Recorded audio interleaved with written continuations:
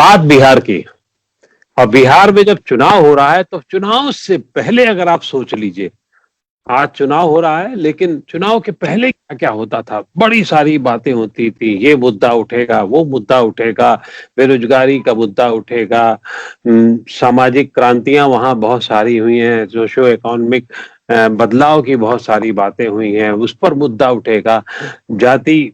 लेकिन लौट फिर करके कहाँ मामला आता है, लौट फिर करके वो जाति पर आ जाता है, लौट फिर करके वो सामाजिक समीकरणों पर आ जाता है, और लौट फिर करके सिर्फ एक ही विफलता पर आ जाता है। नीतीश कुमार ने तीनों चुनाव जो लड़े वो लालू यादव की विफलता पे लड़े। पहला चुनाव के बाद दूसरे चुनाव में जरूर उन्होंने जो कुछ लड़ाई लड़ी वो अपनी सफलता पे लड़ी, और उसके बाद के चुनाव जैसे रहे वो जितने भी लड़े गए, दो और जो लड़े गए वो विफलताओं पर लड़े गए। बीच का एक छोटा सा दौर जिसमें वो आरजेडी के साथ होकर के चुनाव लड़ा था वो छोड़ दीजिए, तो वहां सामाजिक समीकरण उनके काम आ गए थे और उसमें वो जीत गए थे, जिसमें कुछ ही समय बाद उनको अलग होना पड़ा था। लेकिन इस बिहार में जहां जिस धरती ने हमें बहुत कुछ सिखाया है, जिस धरती ने बहुत क्रांति दी है, जिस धरती ने लोकतंत्र की मूलभूत संरचना जहां हुई हो, वहां पर क्यों नहीं लोकतंत्र से जुड़ी हुई बातें कर रहे हैं। हम लोग इस मामले में एक बिल्कुल अलग तरह की सीरीज शुरू कर रहे हैं नवोदय टाइम्स पंजाब केसरी में, कि कहाँ गए बिहार के मूल मुद्दे, क्या वो खो गए हैं चुनाव में। और इसके लिए हम बिहार के उन विशेषज्ञों को आमंत्रित कर रहे हैं जो वहां पर जिन्होंने खूब सारा अपना पसीना बहाया है, खून बहाया है, और बहुत समझने में उनको दशकों बीते हैं। आज इसी मसले पर इसके पहले चरण में हम बिहार के सोशियो इकोनॉमिक जो बात है उसको समझने की कोशिश करेंगे, और उसको समझाने के लिए हमारे साथ हैं बिहार टाइम्स के संपादक अजय कुमार जी। अजय जी पिछले 3 दशकों से ज्यादा से पत्रकारिता से जुड़े हुए हैं, और इनको ये भी गौरव है कि पहला बिहार का ग्लोबल समिट इन्होंने ही कराया था। उसके बाद में सरकार ने उसको ले लिया और कुछ उसके संस्करण वहां पर भी हुए हैं। तो अजय जी बहुत बहुत स्वागत है आपका नवोदय टाइम्स पंजाब केसरी में। आखिर क्या वजह है कि चुनाव आते आते ये मूल मुद्दे पिछड़ गए हैं और वही घिसी टिपिटी बातें जाति की, गठजोड़ की, विफलताओं की ही चुनाव में रह गई हैं? इसको आप क्या मानते हैं? फिर मैं उसको और आगे आपको आगे बढ़ाऊंगा मुद्दों को। देखिए, बिहार के जो मुख्य मुद्दे हैं चुनाव में वो गौण नहीं होते हैं। दिक्कत यह है कि हमारे यहाँ जो पॉलिटिकल पार्टी चुनाव में जाती है उनकी या तो तैयारी पूरी नहीं रहती है या उन मुद्दों से पूरी तरह बचना चाहते हैं, कहीं ना कहीं अकाउंटेबल अपने आप को मानते हैं। क्योंकि बिहार के चुनाव में जो आज के दिन में जो 3 या 4 इंपॉर्टेंट पॉलिटिकल पार्टी या इंपॉर्टेंट प्लेयर्स जो हैं, ये सब कभी न कभी पिछले दिनों में सरकार के साथ रहे और सत्ता में हिस्सेदारी इनकी रही है। इसलिए इनकी अकाउंटेबिलिटी तो बिल्कुल बनती ही है। बिहार आज जो भी है उसके लिए कहीं ना कहीं ये उत्तरदायी है। अच्छा खराब जो भी है उसके लिए जवाबदेही यही जो 3-4 इंपॉर्टेंट पॉलिटिकल प्लेयर्स हैं बिहार के वो है। लेकिन सबसे बड़ी बात यह है कि बिहार के मुद्दों को पॉलिटिकल पार्टियों ने क्यों नहीं पकड़ा।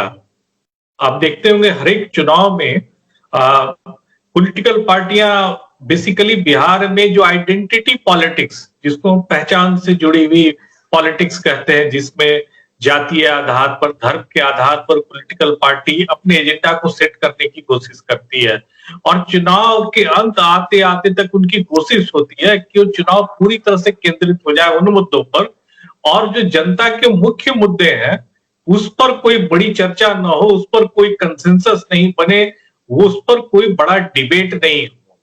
इससे बहुत हद तक ये पॉलिटिकल पार्टियां कामयाब हो जाती है। इसके लिए कुछ हद तक मीडिया भी दोषी है। मैं आपको धन्यवाद करना चाहूंगा इस मामले में कि आपने किस तरह की कोशिश शुरू की है। नहीं तो पॉलिटिकल पार्टियों के साथ साथ मीडिया भी वो जातीय गणित और उसके आधार पर जीत हार के जो आंकड़े हैं वो तय करने में लग जाती है। बिहार के साथ जो सबसे बड़ी बात है कि बिहार एक ऐसा स्टेट है जिसके पास सारी चीजें उपलब्ध थी। बिहार के पास जो डिवीजन के पहले के बिहार की बात मैं कर रहा हूं, जहां पर मिनरल रिसोर्सेज, सबसे फर्टाइल लैंड देश का, सबसे अच्छी पानी की व्यवस्था। बिहार में साउथ बिहार को छोड़ दीजिए कुछ हद तक, तो नॉर्थ बिहार पूरी तरह से वाटर सरप्लस जोन का इलाका है। यहाँ पानी की कोई खास कमी नहीं है, पूरे देश में पानी की भयानक कमी है इसमें। तो बिहार के पास प्रकृति के इतने संसाधन उपलब्ध होने के बावजूद भी इस स्टेट को जिस तरह से आर्थिक उन्नति करनी चाहिए थी वो नहीं हो पाई। इसके कई एक कारण रहे हैं जो मैं आपको भी उसकी एक हल्की सी वानगी में दिखाता हूं कि किस तरह से।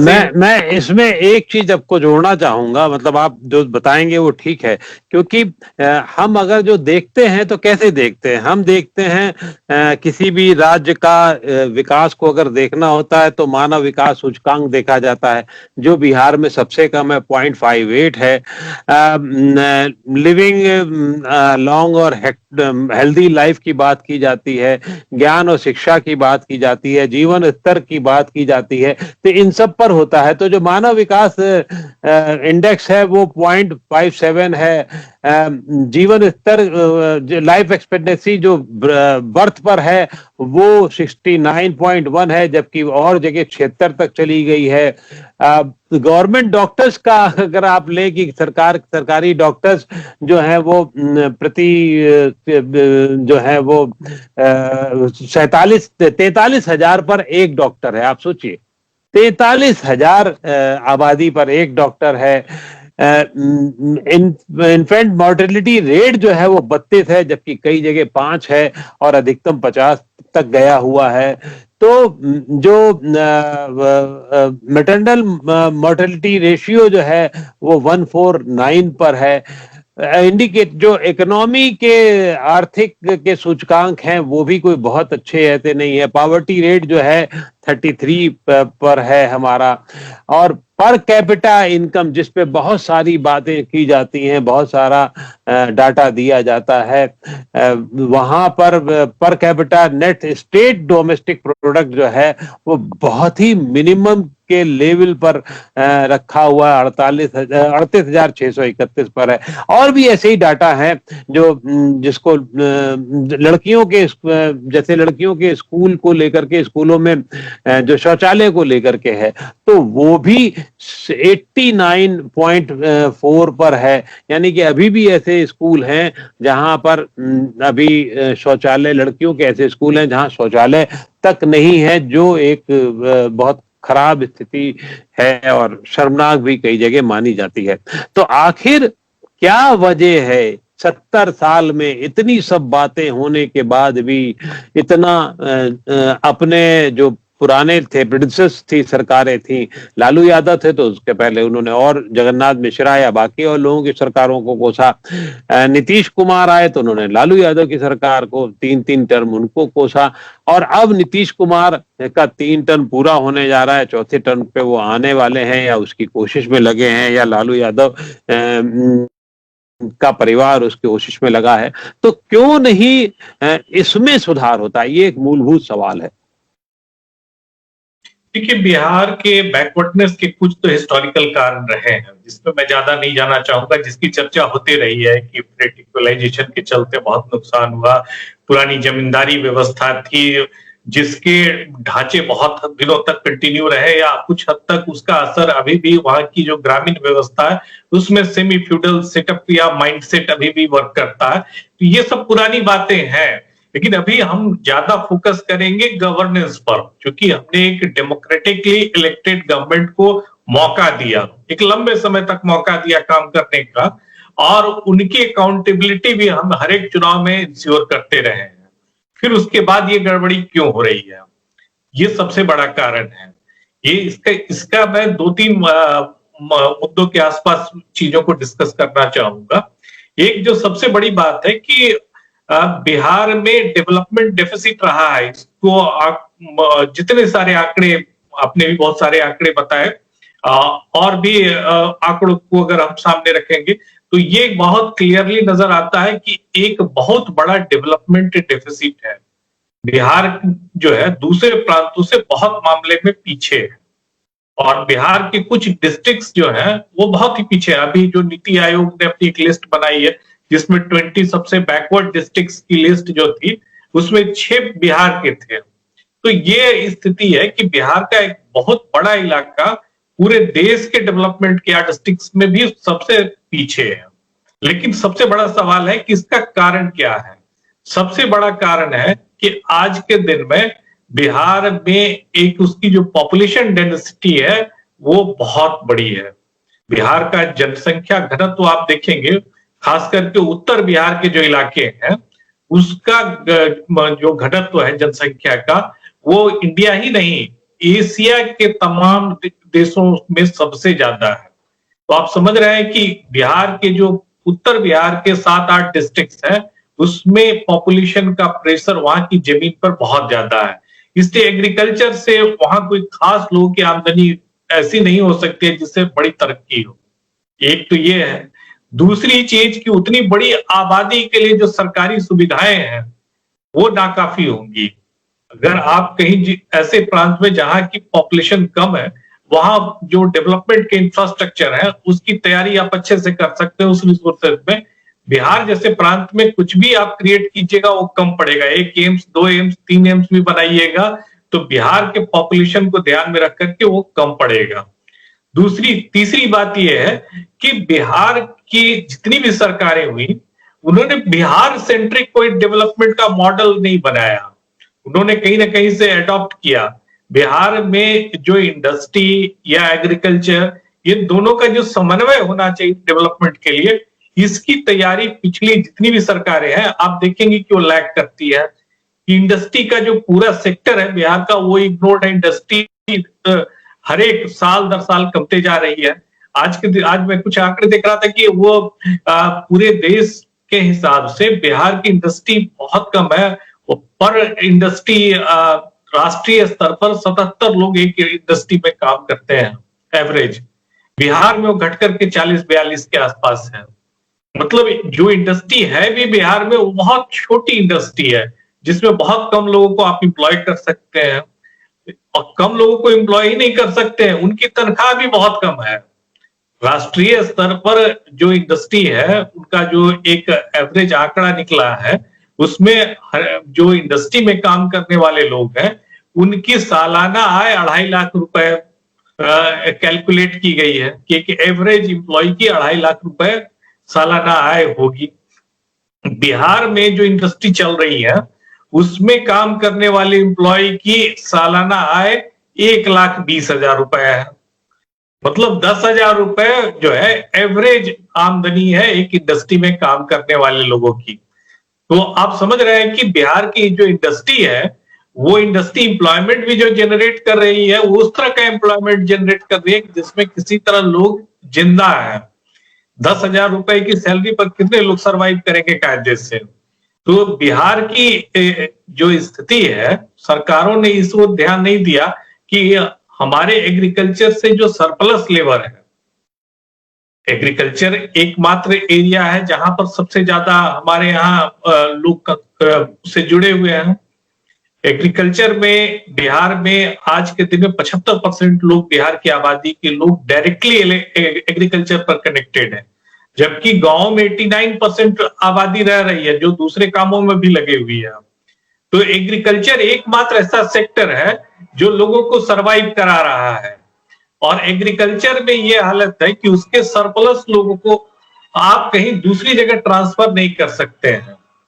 बिहार के भीतर एग्रीकल्चर कितने लोगों को सस्टेन कर सकता है। एग्रीकल्चर में इतनी बड़ी आबादी जो है 12.5 करोड़ की आबादी का 75% अगर एग्रीकल्चर पर बेस्ड है और जहां एवरेज लोगों के पास जो खेती है वो 1-1.5 बीघे के आसपास है जिससे लोगों का सर्वाइवल नहीं हो सकता है मुश्किल से। तो ये स्थिति है कि एग्रीकल्चर में कैपेसिटी नहीं है लेबर को एब्जॉर्ब करने की। एक इकोनॉमिस्ट लोगों ने का मॉडल था कि एग्रीकल्चर में हम एम्प्लॉयमेंट की इलास्टिसिटी क्या होगी, एम्प्लॉयमेंट कितना हम मैक्सिमम बढ़ा सकते हैं। वो निकला है एग्रीकल्चर में अगर बहुत एफर्ट लगाएंगे भी, तो अगर 1% का ग्रोथ होगा तो 0.04% एम्प्लॉयमेंट हम एक्स्ट्रा क्रिएट कर सकते हैं। बल्कि आज के दिन में जिस तरह का मैकेनाइजेशन और बढ़ रहा है, तो उसकी तो कम ही संभावना होगा। तो इसलिए हम एग्रीकल्चर में तो ज्यादा लोगों को रख नहीं सकते हैं, न उनको एम्प्लॉय कर सकते हैं, न उनके लिए कुछ काम कर सकते हैं। एग्रीकल्चर के अलावा जो दूसरा मेरे पास इंडस्ट्री का एरिया है जहां पर लोगों को हम एम्प्लॉय कर सकते थे, तो इंडस्ट्री की हालत तो मैंने बताई कि बिहार में इंडस्ट्री किस तरह की चल रही है, जहां लोगों को एम्प्लॉयमेंट मिलेगा भी तो उसका एम्प्लॉयमेंट की क्वालिटी क्या होगी। लेकिन अभी तो जो नीतीश कुमार जी का जो बयान आ गया है वो भी मतलब अजीबोगरीब है और उसके अलग अलग अर्थ निकाले जा रहे हैं। उन्होंने कह दिया कि साहब समुद्र के किनारे बिहार नहीं है इसलिए एम्प्लॉयमेंट नहीं है। तो आज के पहले भी अगर आज से 20 साल पहले 30 साल बल्कि पहले कहा जाए तो बिहार की स्थिति इतनी बुरी नहीं थी। नॉर्थ बिहार में उद्योग थे, बरौनी में थे, फिर उसके बाद में गन्ने के आधारित वाले इंडस्ट्रीज थी, फिर उसके बाद प्राइवेट फैक्ट्रीज सासाराम और उसके आसपास के इलाकों में थी। ऐसा बुरा हाल तो नहीं था अगर झारखंड बन जाने के बाद भी अगर आप उसको समझने की कोशिश करें।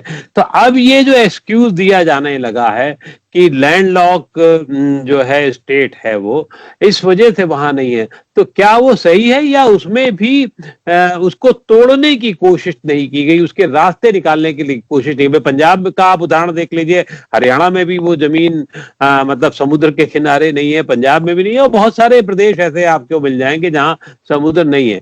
तो वहां क्यों हो रहा है और यहां क्यों नहीं हो रहा है, ये भी तो एक सवाल उठाया ही जाएगा ना। ये बिल्कुल वाजिब सवाल है। और नीतीश जी का ये कहना कि बिहार लैंडलॉक स्टेट है, इसके चलते डेवलपमेंट इंडस्ट्री नहीं आ रही है, ये एक एक्सक्यूज हो सकता है। क्योंकि आज के दिन में देखेंगे कि पंजाब, हरियाणा, इस तरह के प्रांत, मान लीजिए हरियाणा का तो एडवांटेज दिल्ली के करीब होने का भी है, लेकिन पंजाब या यूपी, ईस्टर्न यूपी के भी जो इलाके हैं, मध्य प्रदेश, ये सब इलाकों में इंडस्ट्री लगी, लेकिन बिहार में इंडस्ट्री नहीं लगी। बिहार में इंडस्ट्री नहीं लगी, इसकी सबसे बड़ी वजह थी कि सरकार की तरफ से बड़ा उदासीन रुख रहा। अगर बिहार में इंडस्ट्री, ठीक है, बिहार में आप बड़ी इंडस्ट्री नहीं लगा सकते हैं। बड़ी इंडस्ट्री के लिए जमीनें काफी महंगी होगी, क्योंकि बिहार को की प्रायोरिटी भी नहीं होनी चाहिए, क्योंकि बिहार में जो जमीन है वो काफी फर्टाइल है, वो उसका खेती के लिए इस्तेमाल होना चाहिए। वो बड़ी इंडस्ट्री के लिए उसकी प्रायोरिटी नहीं होनी चाहिए। ये सही बात है नेशनल इंटरेस्ट में। लेकिन बहुत सारी इंडस्ट्री जिनका एग्रीकल्चर से सीधा एक संबंध बनता है, उस तरह की इंडस्ट्री को बिहार में स्टैब्लिश करने की तो पूरी गुंजाइश थी। जैसे शुगर इंडस्ट्री, एक जमाने में बिहार में बहुत सारी शुगर इंडस्ट्री थी और काफी प्रॉफिटेबल इंडस्ट्री के रूप में उसको माना जाता था। लेकिन उसमें ज्यादातर शुगर फैक्ट्री बंद हो गई धीरे धीरे करके। जबकि आज के दिन में भी गन्ने के उत्पादन के लिए बिहार में एक अच्छी संभावना है, जबकि महाराष्ट्र या कई एक ऐसे प्रांत है जहां पानी की कमी हो गई है। अब लोग वो शिफ्ट कर रहे हैं गन्ने से दूसरी खेती की तरफ। लेकिन बिहार में, नॉर्थ बिहार में अभी भी पानी की कोई खास किल्लत तो है नहीं, हमारे यहाँ तो फ्लड आते रहता है रेगुलर, तो इसलिए गन्ने की खेती के लिए पानी का प्रॉब्लम नहीं है। लेकिन उस इंडस्ट्री को भी सरकार ने रिवाइव नहीं कराया, बल्कि कुछ इंडस्ट्री जो बंद हो गई, सरकार इंटरेस्टेड हो गई, खास करके साउथ बिहार में जो गुरारू, बेटा, वारशलीगंज, इन सब जगह पर जो शुगर मिल थे एक जमाने से, उसको सरकार ने कोशिश किया कि ये शुगर मिल जो है उनकी जमीन को हम किसी प्राइवेट पार्टी को बेच दें या किसी को लीज पर दे दें, जो उस पर कोई दूसरा काम करे या इंडस्ट्री चलाए। लेकिन शुगर इंडस्ट्री उस पर फिर से चले, इसके लिए सरकार ने कभी भी सीरियसली काम नहीं किया। बिहार में एक सबसे बड़ी संभावना क्या बनती है कि आप एग्रीकल्चर से रिलेटेड इंडस्ट्री की बड़ी अच्छी सिनर्जी बना सकते हैं। बिहार में अभी मैं कुछ दिन पहले देख रहा था, जो मेला लगता है उसमें पंजाब, हरियाणा की तमाम बड़ी कंपनियां अपने एग्रीकल्चर के जो अलग अलग औजार हैं उसकी मार्केटिंग के लिए पटना पहुंचते हैं और उनको बेचना चाहते हैं। उनको लगता है बिहार एक बड़ा मार्केट है। तो जब बिहार एक बड़ा मार्केट है तो ये छोटे जितने सामान खेती के लिए बनने वाले हैं उसकी तो तमाम इंडस्ट्री, उसकी एंसिलरी इंडस्ट्री बिहार में खड़ी हो सकती थी। एग्रो प्रोसेसिंग एक बहुत बड़ा एरिया है आज के दिन में, जिससे आप वैल्यू एडिशन कर सकते हैं। बिहार जो है मक्के के उत्पादन में देश में एक माना हुआ स्टेट है। नॉर्थ इंडिया में सबसे ज्यादा मक्के की खेती बिहार में होती है, और बिहार का पूरा मक्का जो है वो सप्लाई होता है आंध्र प्रदेश में। अभी बिहार में एक बहुत बड़ा क्राइसिस फार्मर्स के लिए आया कि उनके मक्के की बिक्री नहीं हो पाई, और जो पिछले साल 20 रुपए 22 रुपए केजी उन्होंने मक्का बेचा था, वो इस बार 9-10 रुपए किलो हो गया। मतलब 100% उनके प्राइसेस में कमी आई। तो ये इसलिए हुआ कि इंडस्ट्री लोकली कोई नहीं थी, उनको आंध्र प्रदेश की इंडस्ट्री में भेजना पड़ता था। आंध्र प्रदेश की इंडस्ट्री ने अपने लोकल प्रोडक्ट्स को प्रायोरिटी दी। अगर उनकी इंडस्ट्री में कंजम्पशन कम है तो आंध्र प्रदेश और बगल के इलाके की प्रोडक्ट को खरीदेंगे। वो बिहार से ट्रांसपोर्टेशन करके इतने महंगे मक्का को क्यों मंगाएंगे, जिसकी इंडस्ट्री बिहार में खड़ी हो सकती थी बहुत आसानी से। जब इतना बड़ा उत्पादन हम कर रहे हैं तो इसकी इंडस्ट्री आंध्र प्रदेश में लग रही है, इसका कोई सेंस नहीं था। इसी तरीके से दूध भी है, दूध का उत्पादन नॉर्थ बिहार या सेंट्रल बिहार या बाकी जगह खूब सारा होता है, लेकिन उससे जुड़ी हुई भी इंडस्ट्री डेवलप नहीं हो पाई वहां पर। और तो और नीतीश कुमार जी ने दो बड़े लोगों को जो दवा उद्योग के काफी आला दर्जे के माने जाते थे, संप्रदा बाबू और किंग महेंद्रा, वो राज्यसभा में तक गए। उनकी इंडस्ट्रीज दूसरे राज्यों में है लेकिन अपने राज्य में नहीं है, तो वो भी नहीं हुआ काम जो हो सकता था शायद दबाव से या बाकी और चीजों से। नहीं, कुछ इंडस्ट्री तो बड़े आसानी से बिहार में स्टेब्लिश हो सकती थी। आपने बहुत सही एग्जांपल दिया ये दवा इंडस्ट्री का। फार्मास्यूटिकल्स में बिहार के दो बड़े नाम तो हैं ही, और ये एक जमाने में मुझे याद है कि इन लोगों से बात भी हो रही थी और इनका इंटरेस्ट भी था कि ये बिहार में इंडस्ट्री लगाना चाहते हैं, क्योंकि इनकी दवाओं की सबसे ज्यादा बिक्री बिहार में है। ये संप्रदा बाबू और किंग महेंद्र की दो कंपनियां अरिस्टो और अल्किम की दवाओं की बिक्री बिहार में बहुत ही ज्यादा है। तो इनकी बिक्री बहुत ज्यादा है, इनके एम्प्लॉय भी बिहार के बहुत सारे हैं। केवल इंडस्ट्री इनकी मुंबई के आसपास में लगी हुई है। अब इसका कोई इनकी इंडस्ट्री के लिए कोई बहुत बड़ा इंफ्रास्ट्रक्चर भी नहीं चाहिए, कोई लॉजिस्टिक इतना बड़ा वो प्रॉब्लम भी नहीं है। तो ये एक जमाने में बड़े इंटरेस्टेड थे कि अपने जहानाबाद जहां के रहने वाले हैं उसके आसपास के इलाकों में अगर कोई फार्मास्यूटिकल्स के लिए एक नया सा हब क्रिएट किया जाए तो ये उसमें पहल कर सकते थे। लेकिन इसकी शुरुआत सरकार को करनी चाहिए थी कि अगर ये 3-4 बड़े नाम जो इंडस्ट्री के हैं वो बिहार में आकर इन्वेस्ट करें, छोटे स्तर पर ही करें।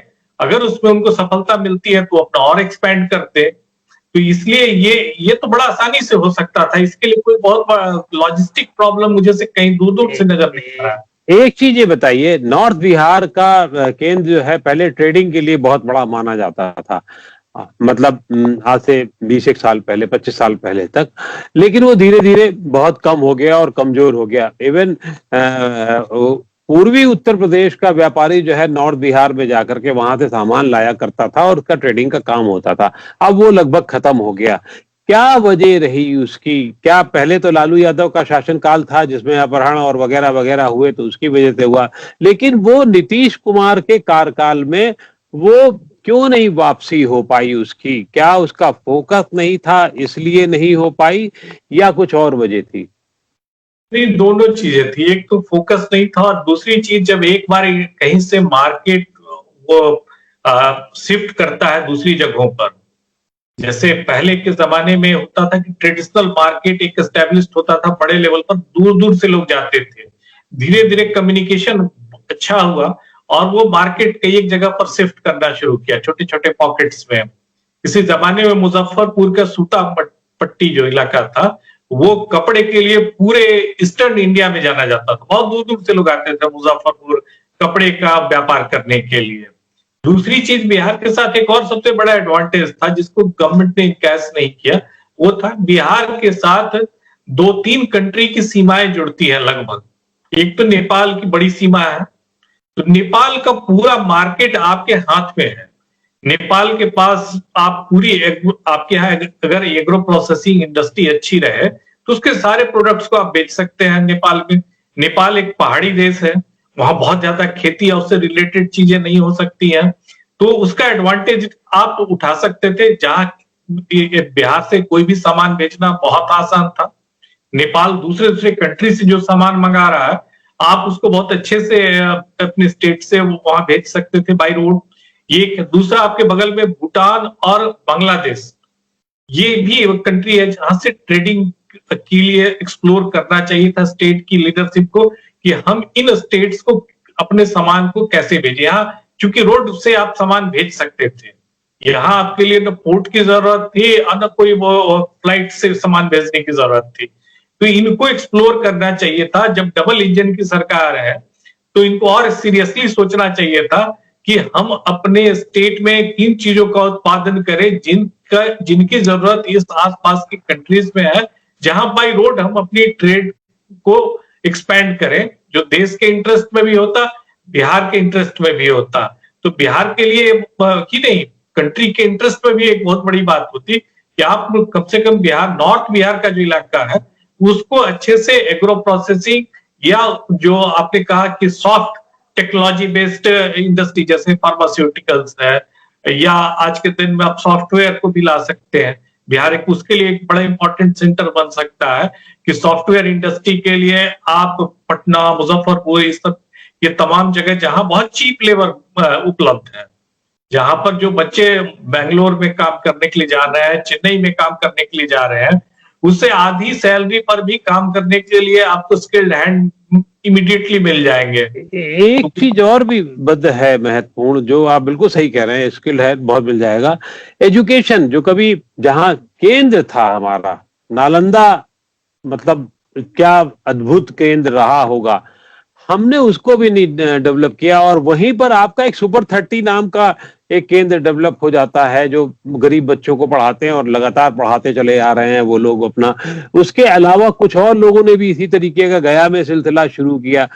उस राज्य में जहां इस तरीके के प्रयोग हो सकते हैं, वहां पर एजुकेशन का भी काम धंधा ठीक से नहीं डेवलप हुआ। और लाखों करोड़ रुपया जो है, मतलब खैर कहने की बात है, लेकिन बताया जाता है 50,000 करोड़ रुपया जो है वो राज्य का दूसरे राज्यों में चला जाता है, कोटा और दिल्ली और लखनऊ ऐसे राज्यों में, जो सिर्फ पढ़ाई के लिए वहां पर चला जाता है, उसको भी डेवलप नहीं होने पाया। एक और वो जो मानव सूचकांक में है मुख्य बात, मेडिकल फैसिलिटीज की, वो भी नहीं हो पाई। तो इनकी क्या वजह है? वैसे तो बहुत सारी बातें होंगी और उस पर बात अनंत कथा हो जाएगी, लेकिन फिर भी इन पर क्या वजह रही कि इन पे क्यों नहीं फोकस हो पाया? नहीं, मुझे लगता है कि ये दो ऐसे क्षेत्र थे जहां पर बहुत ज्यादा प्रयास किए बगैर भी रिजल्ट बहुत आसानी से सरकारों को मिल सकता था। ये सरकारों के विजन की कमी की वजह से हुआ, क्योंकि ये दो ऐसे फील्ड थे, क्योंकि कोई भी जब बड़ा आप काम करते हैं तो देखते हैं मेरे पास मार्केट है कि नहीं। इन दोनों कामों के लिए बहुत जबरदस्त मार्केट स्टेट में था। जब बिहार के बच्चे से कोटा का इंस्टीट्यूट चल रहा है, बिहार के बच्चों से साउथ के सैकड़ों नहीं हजारों कॉलेज जो है वो सरवाइव कर रहे हैं। आप देखेंगे कि एडमिशन सीजन में उनके विज्ञापन वहां के अखबारों में नहीं लगते हैं, पटना का बिहार में आया देखते हैं वो भरा रहता है, कि जिसमें आप देखेंगे चेन्नई का इंस्टीट्यूट का विज्ञापन है, ये बेंगलोर का इंस्टीट्यूट का विज्ञापन है, कि बच्चे, क्योंकि उनको लगता है कि बच्चे तो आएंगे मेरे यहाँ बिहार से, उनके एजेंट्स पटना में कैंप किए रहते हैं कि उन बच्चों को एडमिशन कराएं। और तो और उस एजेंट नहीं, जिन बच्चों ने साउथ में पढ़ाई की है या पुणे में पढ़ाई की है, उनको लगता है कि वो वहां एजेंट गिरी करके ज्यादा कमा सकते हैं। और मैंने खुद देखा है कि उन बच्चों को उसमें कमाते हुए और देखते हुए, जो काम सरकार नहीं कर सकी वो बच्चे अपने लेवल पे करते रहे हैं। मेडिकल फैसिलिटी को लेकर के एक अंतिम सवाल जरूर होगा कि क्यों नहीं उस पर फोकस हो पाया? देखिए, मेडिकल फैसिलिटी की जिस तरह से मैंने अभी कहा ना कि फार्मास्यूटिकल हब बनता है, एक जमाने में एक कल्पना की गई थी कि पटना के आसपास एक पूरा मेडिकल हब बनाया जाए, जहां पर, चूंकि बिहार के तमाम हॉस्पिटल्स में जो अच्छे डॉक्टर हैं उसमें एक अच्छी खासी संख्या बिहार के डॉक्टरों की है। बिहार के लोग बाहर के हॉस्पिटल में, अपोलो में, मेदांता में जाकर काम कर रहे हैं, लेकिन वो पटना के हॉस्पिटल्स में उनको कोई अपॉर्चुनिटी नहीं मिल पाई या आना नहीं चाहते थे, क्योंकि यहाँ की व्यवस्था या उनको उस तरह की सैलरी पैकेज देने लायक कोई ऑर्गेनाइजेशन नहीं था। तो स्टेट के पास ये बड़ा अच्छा मौका था कि जिस तरह से हम इंडस्ट्रियल हब बनाते हैं पटना या उसके आसपास, हम एक बड़ा हब क्रिएट कर सकते थे जिसमें मेडिकल की तमाम सुविधाएं होती, और जो बिहार से लाखों की संख्या में दिल्ली एम्स में लोग जाते हैं, चेन्नई इलाज कराने के लिए जाते हैं, उनका इलाज लोकली होता। और उसमें जो यहाँ के एंटरप्रेन्योर्स हैं, जो कोई हॉस्पिटल खोलना चाहता है, कोई छोटे व्यापार करना चाहता है, कोई टेस्ट के लैब एस्टेब्लिश करना चाहता है, तो इस तरह के हजारों लोगों को एम्प्लॉयमेंट मिलता। और इसके लिए बिहार एक मार्केट तो था ही। तो जब आपके पास लोग सुविधा लेने के लिए इतनी बड़ी संख्या में है, तो उनके लिए तो आप प्राइवेट सेक्टर को बहुत आसानी से रोपिंग कर सकते थे। मुझे याद है कि एक बार मैं कार्यक्रम में गया था, तो अपोलो वाले बड़े इंटरेस्टेड थे कि उन्होंने कहा कि बिहार में मुझे लैंड ही नहीं मिल रहा है, मैं 3 बार 4 बार से वहां गया, मैं पटना में एक बड़ा हॉस्पिटल लगाना चाहता हूँ, लेकिन लैंड के प्रॉब्लम पर जो गवर्नमेंट के ऑफिसर्स हैं वो हम लोग को टहला रहे हैं सालों से। तो ये कहीं ना कहीं गवर्नमेंट में जो ब्यूरोक्रेसी का रोल रहा है वो बहुत हद तक रिस्पॉन्सिबल रहा है। उन्होंने प्रोएक्टिव होकर के इन क्षेत्रों को एक्सप्लोर नहीं किया है। अगर इन क्षेत्रों को एक्सप्लोर करते तो लोगों को एम्प्लॉयमेंट मिलता, लोगों को सुविधाएं मिलती लोकली, और दूसरी चीज क्या होती कि स्टेट में लोगों का इंटरेस्ट बढ़ता। आज भी बहुत सही लोग कह रहे हैं आप। हाँ, अच्छी हेल्थ फैसिलिटी होगी, लोग रहना चाहेंगे, अच्छी कॉलोनी होगी, लोग रहना चाहेंगे। लोगों ने इसको एक्सप्लोर नहीं किया कि हमारे पास जो अच्छे लोग हैं, जिनके जिस मैन पावर का हम इस्तेमाल कर सकते हैं स्टेट के डेवलपमेंट में, उनको यहाँ लाकर कैसे एस्टेब्लिश कराया जाए। मुझे लगता है कि अगर आप बिजली दे पाए, अगर आप थोड़े बहुत उद्योग दे पाए, अगर आप थोड़ा सा लॉ एंड ऑर्डर की अच्छी स्थिति दें, तो स्टेट को डेवलप होने से कोई रोक नहीं सकता। उससे जुड़ी हुई बहुत सारी चीजें ऐसी होती हैं जो अपने आप स्वतः आती जाती रहती हैं। हमारा उद्देश्य इस कार्यक्रम का सिर्फ इतना ही है कि आने वाली सरकार इन पे ध्यान दे सके, इस पे काम कर सके, तो शायद राज्य की भी प्रगति होगी और राष्ट्र की भी प्रगति होगी। बहुत बहुत आभार अजय जी आपका कि आपने इन मूलभूत समस्याओं को, मूलभूत मुद्दों को हमें समझाने की कोशिश की। शुक्रिया।